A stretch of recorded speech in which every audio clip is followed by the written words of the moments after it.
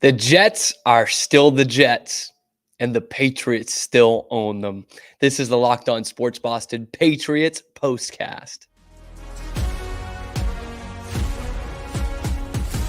You are Locked On Patriots POSTCAST, part of Locked On Sports Boston, on the Locked On Podcast Network. Your team every day. Welcome to this Patriots POSTCAST brought to you by Gametime and part of the Locked On Podcast Network, where it is your team every day. I'm your host, Cam Stewart of the Locked On Podcast Network, and wow, the Patriots come away with one.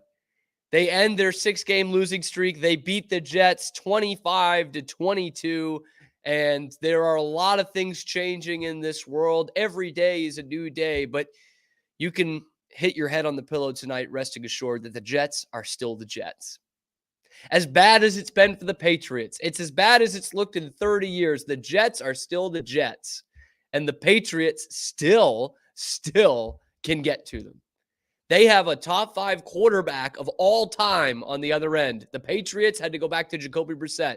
The Jets are still the Jets, and they don't beat us. Well, except for that one time this year and one at the end of last year. We don't count those. Patriots move to 2-6. Jets fall to 2-6. Same record, identical head-to-head, 1-1. After all the hype the Jets got this year with Rodgers and now Devontae Adams and having the last two, or having the offensive and defensive rookies of the year and all that, this was supposed to be the year the Jets were going to go to the AFC Championship game. They were going to run away with this division. Same record as the Patriots. Same record as the worst Patriots team in 30-plus years. Those Jets. And these Patriots who, I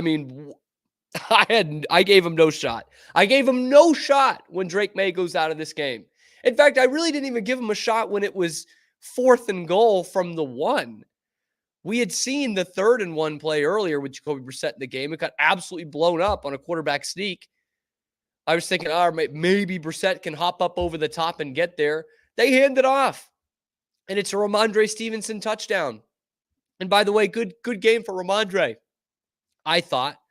You look at the rushing numbers, and it's not that great. And you're not going to be blown away by the stats that Rhamondre Stevenson put up in this game. But when you needed him, he was there. He ends up with 2 touchdowns and the 2-point conversion catch, by the way.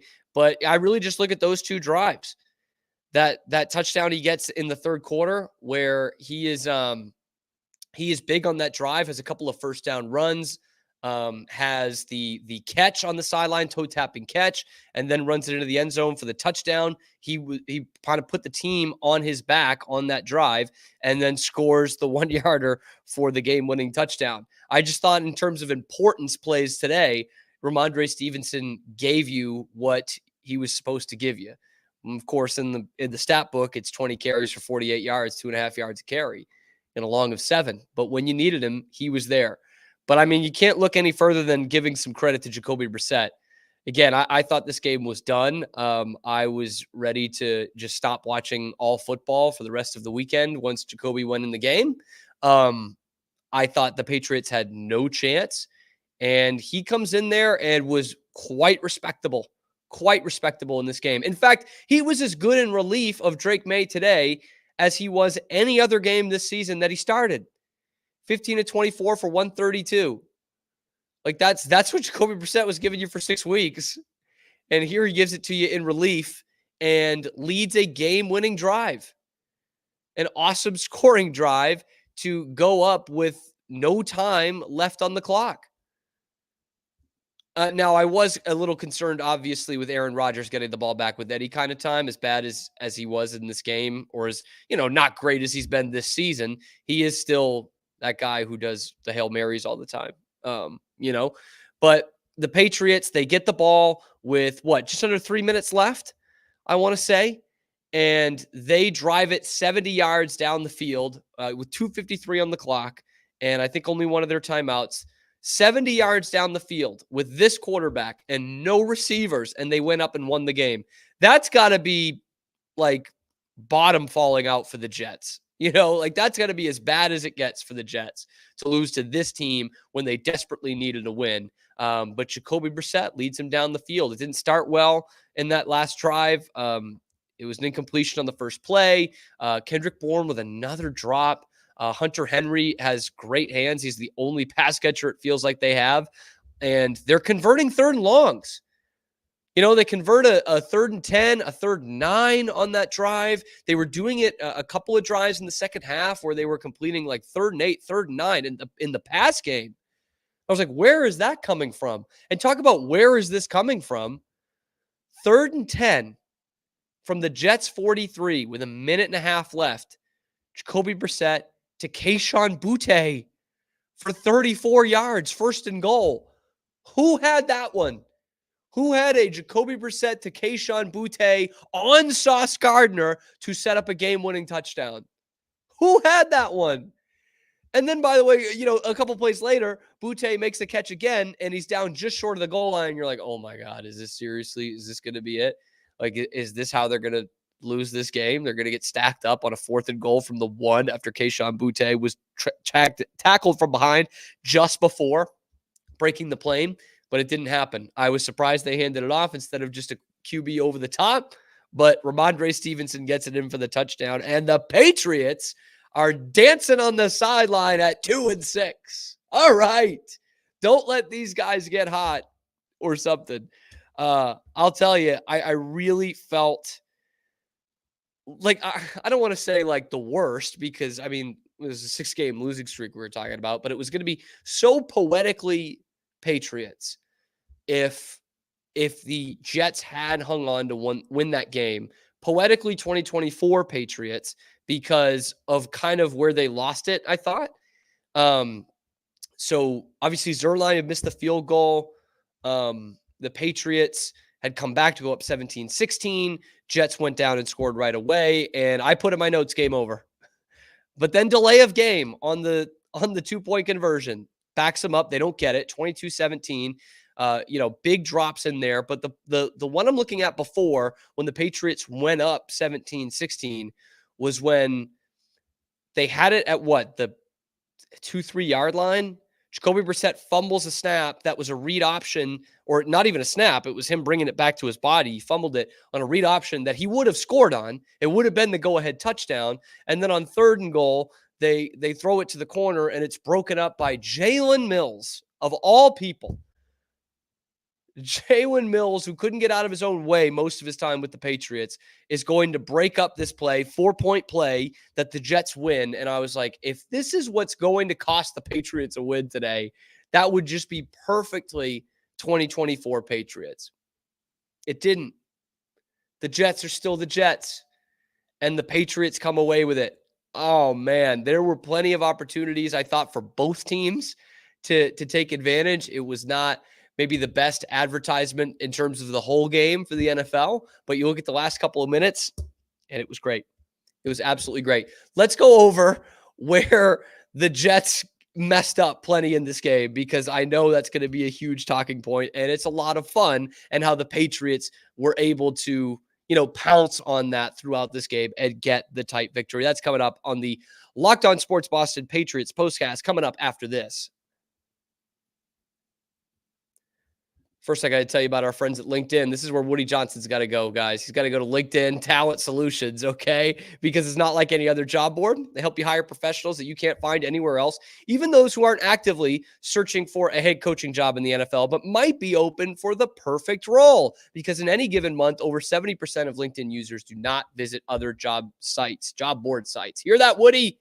If you're not going to LinkedIn, you're not doing it right. 86% of small businesses get a qualified candidate within 24 hours. Hire professionals like a professional. LinkedIn knows that small businesses are wearing so many hats, and they might not have the time or resources to hire, but 2.5 million small businesses use LinkedIn for hiring. So post your job for free at linkedin.com/NF, Locked On NFL. That's linkedin.com/Locked On NFL to post your job for free. Terms and conditions do apply. Today's episode is also brought to you by our friends over at PrizePicks, the great daily fantasy sports place to go. I do it all the time, and I'm clearly not very smart, and I'm still winning money. In fact, you can win up to 100 times your money on PrizePicks with as little as 4 correct picks. You sign up today, you get $50 instantly when you play $5. You don't even need to win. to receive that $50 bonus. It's guaranteed. So you look at them every day and you're like thinking Justin Jefferson's going to get more than 83.5 yards next week. Of course he is. You play that over. That's how I get my money. Must read verbatim. Download the app today and use code LOCKEDONNFL to get $50 instantly after you play your first $5 lineup. Again, download the app today. Use the code LOCKEDONNFL to get $50 instantly after you play your first $5 lineup. PrizePicks, run your game.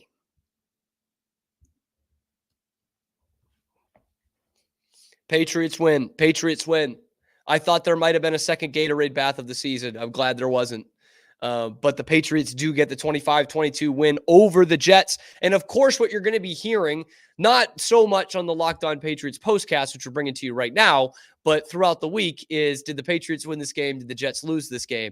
And to which I would say both teams had plenty of opportunities to lose this game. Both teams had plenty of opportunities to win it. But boy, the Jets are in a bad way. I was thinking for so much of this game that with as poorly as the Jets were playing, that they would lose to 30 teams in this league, but not this one. Like, that's what I was thinking. I was like, any other team on the slate, maybe even Carolina, they could beat them or they would lose to them with how poorly they were playing today, but they might just beat the Patriots.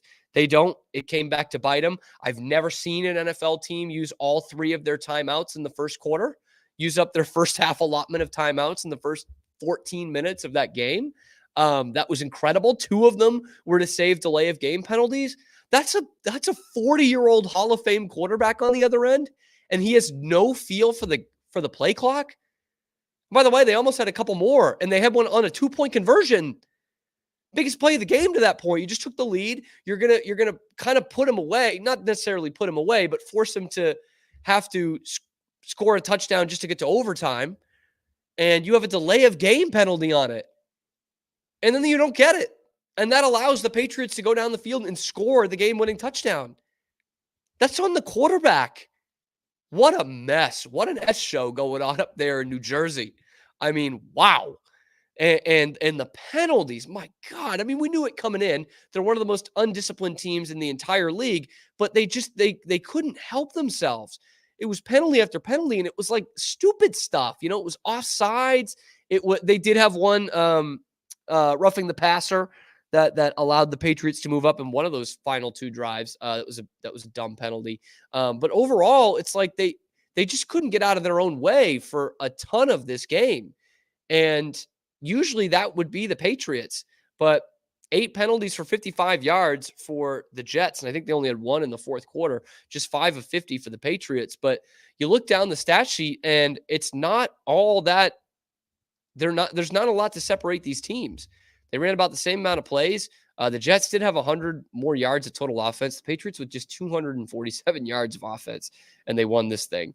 Yards per play was in favor of the Jets, but I thought the Patriots' coverage overall was pretty good, which it's been not good the last couple of weeks. They did better against the run than they have the last couple of weeks. You remember that was what, 600 yards of rushing allowed in the last 3 games. That was brutal. Instead, they were dead even today. Jets 112 yards, Patriots 111. That's how you stoop down to their level, or how the Jets stooped down to the Patriots level, I guess, was that the Patriots finally stopped the run against a running back I like in Breece Hall. But a lot of these numbers are even. Where I will split hairs with, or where I will kind of be Debbie Downers about the Patriots, is if Drake Maye is out for any period of time here, that's not good for the Patriots. Obviously, with concussions, it's weird. Like, you don't know. It's kind of a week-to-week thing, right? Like, it could have been a case where he was just fuzzy so that he couldn't come back in this game, or it could be a bad one that's going to keep him out a couple weeks. But I don't think, even with the kind of light schedule the Patriots have coming up, that you can afford to have him out for any period of time. And the other thing that rears its ugly head is not the offensive line, but the weapons you have on this team, or lack thereof. Because once again, you have just nothing at receiver. And I don't know what the official count was. I watched every snap of this game. I had 5 drops on the Patriots receivers. Kendrick Bourne and Jalen Polk, could be switching out jerseys and uniforms each week, and we'd have no idea. They give you the same amount. They give you nothing. They get their hands on every pass, and they never reel it in. They're both just zeros, absolute net zeros across the board. In fact, net negatives when you're dropping the ball. But they give you absolutely nothing offensively. Tyquan Thornton had a play in the first half from Drake Maye, first quarter. That was a beautiful, beautiful throw by Maye. He's running out of the pocket. It's like 40 yards downfield. Tyquan does the hard part. He gets position on his guy, he backs him out, and you could not have handed the ball off any better to Tyquan Thornton, and he still drops it. Somehow, some way, he will find a way to drop it. Patriots traded up for that guy, by the way. If the receiving core had the hands of Hunter Henry, the Patriots might have 3 or 4 wins by now. And I'm stunned that Henry gets open on this final drive. It's like, how does the Jets defense allow that to happen? You know, but just the horrific drops today. And I think the offensive line has been playing better the last few weeks, but the weapons are what the weapons are. And that's the thing. It's not getting any better. But overall, I thought in coverage, you were as good as you can be, probably. Garrett Wilson has 5 receptions for 113 yards, but it's like, I mean, what do you expect when Marcus Jones is on him? You know what I mean? Like, what do you expect? Gonzalez had a good game. He had a great 4-point play in that second half, in that beginning of the fourth quarter, I believe. Maybe it's the third quarter when the Jets took the 16-14 lead. They had to settle for a field goal. They had a 3rd and 1 from like the 15, and they get one-on-one. Adams on Gonzalez, shallow cross. Gonzalez there makes the play. PBU keeps them out of the end zone. That's a huge play in the game, especially when it's a 3-point victory. So you have what you have at weapons, but in terms of what you've got on the defensive side, which has been really poor the last few weeks, I think you did as well as you could have. And I know it's a Patriots show, but it's just really funny to me how bad the Jets are with so much hype this year. I mean, they cannot figure it out. They cannot get out of their own way. And this was the matchup of 2 cheerleader NFL coaches, if we're being totally honest. 2 coaches who are way out of their depth and are just trying to keep positive vibes on their sidelines so the players will like them and try to play for them. That's what this is. I mean, what's the name? Umbricht or whatever for the Jets. I mean, that's David Culley incarnate, man. You remember David Culley of the Texans a few years ago? Their sacrificial lamb they just threw out there for 1 year because he'd been a position coach forever in the NFL, and he's just out there just clapping up everything and you know, not even wearing a headset some of the time because he's a football guy. That's what this guy is for the Jets. He's a total clown. You just throw a clown nose on him and trot him out there and keep Aaron Rodgers happy. And the Patriots coaching position is obviously not much better with Jerod Mayo and Alex Van Pelt doing this ridiculous dance on the sideline. I'm all for celebrating a touchdown, but when you're 1-6 at the time and you're pulling off stuff like that with how bad your coaching has been all year, it's like, give me a break. This used to be a proud franchise. Now in their 2 wins in the first half of the season, what you can point to is a Gatorade shower in win 1 and this like elaborate handshake between the OC and the head coach dancing on the sideline in win number 2. It is always great to beat the Jets. Let's be totally honest. It's always great to beat the Jets. It's not so great that you might have lost your starting quarterback for a little bit. Let's talk about what that means for the Patriots and how it related to this game, what it will mean for them going forward. That's coming up next on this Patriots postcast. But first, I got to tell you about Gametime, okay? Because now the Patriots look to be doing something exciting, right? And they've got a couple of games on the road the next 2 weeks against bad teams. So you can, well, one bad, one not great. And you build up that momentum, have the Rams back here in a couple of weeks, and you want to get out to the game, get out to Foxborough. Gametime is the place to go. It's the only place I go to buy my tickets. I love their all-in pricing tool that you can toggle when you get in the app. So that price you see is the price you're going to pay, plus your seat views before you hit purchase. Get a panoramic view so you can see that you're getting the best seats at that price. And it's got the lowest price guarantee. or Gametime is going to credit you 110% of the difference. Your purchase is covered with the most flexible customer service policy in the ticketing industry. So take the guesswork out of buying tickets with Gametime picks. Download the Gametime app, create an account, use the code LOCKEDONNFL for $20 off your first purchase. Terms do apply. Again, create an account, redeem the code LOCKEDONNFL for $20 off. Download Gametime today. What time is it? Gametime. Patriots 3-point winners over the Jets today. Locked On Sports Boston Patriots postcast. By the way, be sure to tune in tomorrow and the rest of the week, because we've got you covered every day with Locked On Patriots with Mike Debate. He's going to bring more of a breakdown, a little bit less of, smiley, giggly, more of a good old-fashioned football breakdown the rest of this week, and get you ready for these next two for the Patriots, which is kind of what I want to focus on here in this final segment, while also talking about Drake Maye. Because you go to Nashville next week, and the best football team in Nashville is still Vanderbilt. So that's not a good sign for the Tennessee Titans. And then at Chicago the week after, which we'll see about Chicago. Chicago is a decent outfit. Caleb Williams has not been fantastic. He's playing against Jaden Daniels right now. Great matchup. But you got those, and then the Rams, who are after that. But if you don't have Drake Maye, I don't feel confident in any of them. Even Tennessee, who's just terrible. Tennessee's awful. Last I checked, they were losing by like 7 touchdowns to Detroit. Like they're just a dreadful, dreadful football team and franchise at this point, which is what the Patriots are teetering on most weeks. But without Drake Maye in there, you become the team that you were the first 4 or 5 weeks of the season. 6 weeks of the season, whatever it was. And the Patriots just happened to play a team that was just as bad this week in the Jets, but you can't throw it down the field, really. You can't get it to anyone that's not named Hunter Henry in the passing game. The second drive I think Jacoby had today, they had a 3rd and 8, and they threw it 4 yards downfield. And they had 2 guys in the pattern that were running short of the sticks.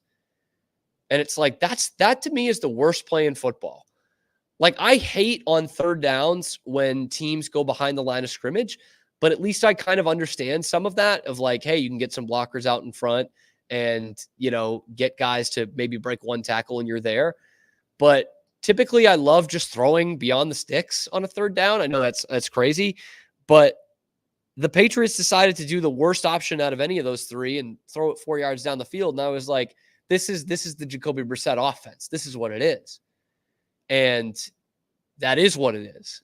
And if you have that for full games the next couple of weeks, you're not going to win them. And Drake Maye was making plays happen with his legs. Couple of good runs. It giveth, it taketh away, because he had a 17-yard touchdown on the ground, his first rushing touchdown of his career.